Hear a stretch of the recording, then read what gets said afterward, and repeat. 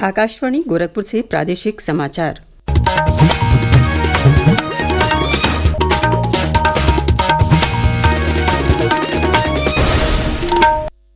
नमस्कार। समाचार बुलेटिन के साथ मैं सुषमा श्रीवास्तव। पहले मुख्य समाचार। प्रधानमंत्री नरेंद्र मोदी आज वाराणसी से देशवासियों को देंगे करीब 61 अरब की परियोजनाओं की सौगात। प्रधानमंत्री ने कल कर्मयोगी सप्ताह का किया शुभारंभ। कहा, वर्ष 2047 तक विकसित राष्ट्र बनने में इससे होने वाले सुधारों से मिलेगी सहायता। प्रदेश की 9 विधानसभा सीटों के उपचुनाव की नामांकन प्रक्रिया जारी। 13 नवंबर को होगा मतदान। और देश के विभिन्न हिस्सों में आज मनाया जा रहा है करवा चौथ। और अब समाचार विस्तार से। प्रधानमंत्री नरेंद्र मोदी आज अपने संसदीय क्षेत्र वाराणसी आएंगे। वे वाराणसी में देश की करीब 61 अरब रुपए की विभिन्न परियोजनाओं का लोकार्पण और शिलान्यास करेंगे। प्रधानमंत्री इस दौरान एक जनसभा को भी संबोधित करेंगे। प्रधानमंत्री नरेंद्र मोदी अपने संसदीय क्षेत्र वाराणसी के दौरे के दौरान आरजे शंकर आई हॉस्पिटल और सिगरा स्टेडियम समेत 380 करोड़ से ज्यादा की लागत की 14 परियोजनाओं का उद्घाटन करेंगे। वो करीब 2874 करोड़ रुपए की कई अन्य परियोजनाओं का शिलान्यास करेंगे। प्रधानमंत्री नरेंद्र मोदी स्वास्थ्य, शिक्षा, खेल, धर्म, पर्यटन, रोजगार, आवास और विमानन जैसी कई सुविधाएं जनता को समर्पित करेंगे। वो वाराणसी हवाई अड्डे के विस्तार और नए टर्मिनल भवन की आधारशिला भी रखेंगे। दोपहर बाद वो सिगरा स्पोर्ट्स स्टेडियम में 20,000 से ज्यादा लोगों की सभा को भी संबोधित करने वाले हैं। सुशील चंद्र तिवारी, आकाशवाणी समाचार, वाराणसी। प्रधानमंत्री की सुरक्षा के समुचित प्रबंध किए गए हैं। वाराणसी के पुलिस कमिश्नर मोहित अग्रवाल ने बताया कि प्रधानमंत्री के प्रत्येक मार्ग पर ड्रोन से निगरानी की व्यवस्था की गई है। कई लेयर की सुरक्षा व्यवस्था यहाँ पर की गई है। एसपीजी के जवान तैनात रहेंगे। पुलिस का घेरा रहेगा, जिसमें 50 आईपीएस अफसर यहाँ पर लगाए जा रहे हैं। करीब 8 से 9 हजार के आसपास पुलिसकर्मी इसमें तैनात रहेंगे। एटीएस के कमांडोज तैनात रहेंगे। ड्रोन कैमरा और सीसीटीवी के माध्यम से हम लोग चप्पे चप्पे की निगरानी करेंगे। डायवर्जन भी इस प्रकार से ट्रैफिक के किए गए हैं कि आम नागरिकों को किसी भी तरह की असुविधा न हो। प्रधानमंत्री वाराणसी से ही वर्चुअल माध्यम से कई अन्य परियोजनाओं का भी लोकार्पण और शिलान्यास करेंगे। इनमें आगरा हवाई अड्डे पर 570 करोड़ रुपए से अधिक के नए सिविल एनक्लेव का शिलान्यास, दरभंगा हवाई अड्डे पर लगभग 910 करोड़ रुपए और बागडोगरा हवाई अड्डे पर करीब 1550 करोड़ रुपए की परियोजनाओं का शिलान्यास शामिल है। श्री मोदी 220 करोड़ रुपए से अधिक से बनाए गए रीवा हवाई अड्डे, मां महामाया हवाई अड्डे, अंबिकापुर और सरसावा हवाई अड्डे के नए भवन टर्मिनलों का उद्घाटन भी करेंगे। प्रधानमंत्री नरेंद्र मोदी ने कल नई दिल्ली के डॉक्टर अंबेडकर अंतर्राष्ट्रीय केंद्र से कर्मयोगी सप्ताह राष्ट्रीय शिक्षण सप्ताह का उद्घाटन किया। प्रधानमंत्री ने कहा कि मिशन कर्मयोगी के जरिए ऐसे मानव संसाधन सृजित करना है जो हमारे देश के विकास की प्रेरक शक्ति बन सकें।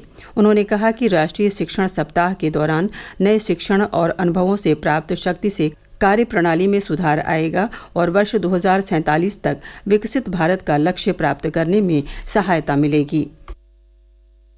प्रधानमंत्री ने पिछले 10 वर्षों में सरकार की मानसिकता में बदलाव लाने के लिए उपायों की भी चर्चा की, जिनका प्रभाव लोग आज महसूस कर रहे हैं। उन्होंने कहा कि सरकार में काम कर रहे लोगों के प्रयासों और मिशन कर्मयोगी जैसे कदमों से ये संभव हो पाया है। श्री मोदी ने सुझाव दिया कि लोक सेवकों को नवीनतम प्रौद्योगिकी की जानकारी रखनी चाहिए ताकि नए मानदंड हासिल किया जा सकें। उन्होंने कहा कि मिशन कर्मयोगी इस दिशा में सहायक साबित हो रहा है। प्रधानमंत्री ने IGOT प्लेटफॉर्म की भी सराहना की और कहा कि 40 लाख से अधिक सरकारी कर्मचारी इस प्लेटफॉर्म पर पंजीकृत हैं। समाचार कक्ष से मुकेश कुमार।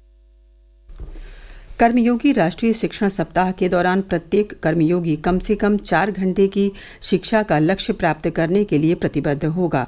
प्रधानमंत्री ने एक सोशल मीडिया पोस्ट के माध्यम से भी मिशन कर्मयोगी की महत्ता के बारे में देशवासियों को जानकारी दी। उत्तर प्रदेश लोक सेवा आयोग की प्राविधिक शिक्षा अध्यापन सेवा परीक्षा 2021 में धांधली की आशंका को लेकर लोक सेवा आयोग के उप सचिव ने 2 लोगों के विरुद्ध केस दर्ज कराया है। ये मामला भदोही के Indian institute of carpet technology के निदेशक की सूचना पर दर्ज हुआ है। परीक्षा को प्रभावित करने से संबंधित वॉइस क्लिप मिलने पर IICT के निदेशक ने मामले की शिकायत आयोग से की थी। इसके साथ ही आज से प्रस्तावित इस परीक्षा को आयोग ने स्थगित भी कर दिया है। प्रादेशिक समाचार आप आकाशवाणी गोरखपुर से सुन रहे हैं। ये समाचार बुलेटिन हमारे YouTube channel AIR news Gorakhpur और एक्स हैंडल AIR न्यूज़_GKP पर भी उपलब्ध है। प्रदेश की 9 विधानसभा सीटों पर उपचुनाव के लिए नामांकन प्रक्रिया जारी है। मिर्जापुर के 397 मछुआ विधानसभा उपनिर्वाचन के लिए कल 10 लोगों ने नामांकन पत्र खरीदा। मझवा सीट के लिए कल तक कुल 22 नामांकन पत्र खरीदे गए हैं। बहुजन समाज पार्टी ने कल प्रदेश की करहल विधानसभा सीट के लिए अपना उम्मीदवार घोषित कर दिया है। बसपा ने इस सीट से अवनीश कुमार शाक्य को उम्मीदवार बनाया है। इस सीट पर समाजवादी पार्टी तेज प्रताप यादव को पहले ही अपना प्रत्याशी घोषित कर चुकी है। इसके साथ ही सपा ने अब तक कुल 6 सीटों के लिए अपने उम्मीदवारों के नामों की घोषणा कर दी है। वहीं भाजपा ने अभी तक उपचुनाव के लिए प्रत्याशियों के नामों की घोषणा नहीं की है। इन सीटों पर 13 नवंबर को मतदान होगा। उपचुनाव को लेकर कल मुख्यमंत्री योगी आदित्यनाथ ने लखनऊ स्थित मुख्यमंत्री आवास पर एक अहम बैठक की। मुख्यमंत्री योगी आदित्यनाथ ने बैठक में टीम 30 को चुनाव में सभी 9 सीटें जीतने का टारगेट दिया। बैठक में सभी 9 सीटों को जीतने के प्लान पर रणनीति तैयार की गई। बैठक में जिन जिन जिलों में चुनाव होने हैं वहां के प्रभारी मंत्रियों, जिला अध्यक्ष, संगठन के पदाधिकारियों के साथ एक एक बूथ को मजबूत करने पर मंथन किया गया। इस दौरान मुख्यमंत्री ने कहा कि सभी प्रभारी मंत्री संगठन के साथ सामंजस्य बनाकर अपने अपने क्षेत्रों में मजबूती से कार्य करें। उपचुनाव को लेकर पार्टी अपने प्रत्याशियों के नामों को जल्द ही अंतिम रूप देने वाली है। वहीं पार्टी ने उपचुनाव में RLD को एक सीट दी है। उधर समाजवादी पार्टी ने भी चुनावी तैयारियां तेज कर दी हैं। सपा प्रदेश अध्यक्ष ने संशोधित मतदाता सूची उपलब्ध कराने के लिए राज्य के मुख्य निर्वाचन अधिकारी को ज्ञापन दिया है। समाचार कक्ष से आकाशवाणी समाचार के लिए शैलेंद्र शर्मा। मथुरा जिले के फरक क्षेत्र के परखम स्थित दीनदयाल गौ विज्ञान अनुसंधान एवं प्रशिक्षण केंद्र में राष्ट्रीय स्वयं सेवक संघ की अखिल भारतीय कार्यकारिणी मंडल की 10 दिवसीय बैठक आज से शुरू होगी। इस मौके पर संघ के सरसंघ चालक डॉक्टर मोहन राव भागवत सहित करीब 3000 पदाधिकारी संघ के गणवेश में योग करेंगे। इसके बाद अन्य कार्यक्रमों के आयोजन किए जाएंगे। राष्ट्रीय स्वयं सेवक संघ के सरसंघ चालक डॉक्टर मोहन राव भागवत और सर कार्यवाहक दत्तात्रेय होसबोले बैठक में हिस्सा लेने के लिए कल शाम को ही मथुरा पहुंच गए हैं। अयोध्या में राम मंदिर की प्राण प्रतिष्ठा के बाद पहला दीपोत्सव 28 से 30 अक्टूबर तक आयोजित किया जाएगा।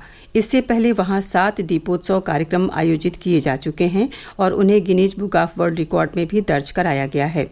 अयोध्या के मंडलायुक्त गौरव दयाल ने बताया कि इस बार दीपोत्सव कार्यक्रम के दौरान प्रभु श्री राम के जीवन पर आधारित 18 प्रसंगों की झांकियां विशेष आकर्षण का केंद्र बनेंगी। आज देश के विभिन्न हिस्सों में करवा चौथ का पर्व मनाया जा रहा है। इस दिन सुहागिन औरतें निर्जला व्रत रखकर पति की लंबी आयु की कामना करती हैं। व्रत के दौरान महिलाएं भगवान शिव और माता पार्वती का पूजन अर्चन करती हैं। चांद निकलने के बाद पारंपरिक तरीके से पूजा पाठ कर महिलाएं जल ग्रहण करती हैं। पूर्व कैबिनेट मंत्री आजम खान सहित 6 आरोपियों पर गवाह को धमकाने के मामले में रामपुर की जिला अदालत में कल आरोप तय किए गए। अब 24 अक्टूबर को मामले की सुनवाई होगी। और अब अंत में मुख्य समाचार एक बार फिर। प्रधानमंत्री नरेंद्र मोदी आज वाराणसी से देशवासियों को देंगे करीब 61 अरब की परियोजनाओं की सौगात। प्रधानमंत्री ने कल कर्मयोगी सप्ताह का किया शुभारंभ। कहा, वर्ष 2047 तक विकसित राष्ट्र बनने में इससे होने वाले सुधारों से मिलेगी सहायता। प्रदेश की 9 विधानसभा सीटों के उपचुनाव की नामांकन प्रक्रिया जारी। 13 नवंबर को होगा मतदान। और देश के विभिन्न हिस्सों में आज मनाया जा रहा है करवा चौथ। इसी के साथ प्रादेशिक समाचारों का ये बुलेटिन समाप्त हुआ। नमस्कार।